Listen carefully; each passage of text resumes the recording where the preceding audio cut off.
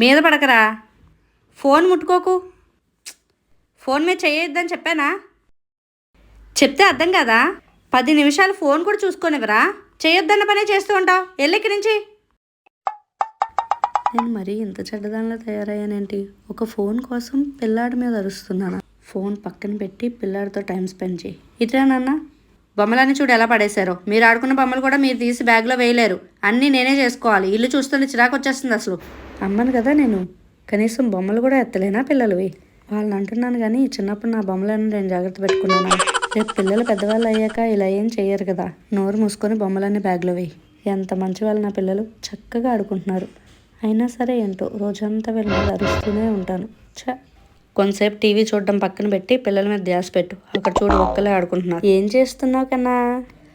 ఓ very good very good very good. ఇక్కడ green colour వెయ్యి. అరే ఏం చేస్తున్నావు నువ్వు? ముందు గోళ్ళు కొరకడం ఆపు. పిల్లలు చూస్తున్నారు, రేపు వాళ్ళు కూడా అదే చేస్తారు. గోళ్ళు కొరకడం అనేది చాలా బ్యాడ్ హ్యాబిట్, చేయకూడదు అలాగా.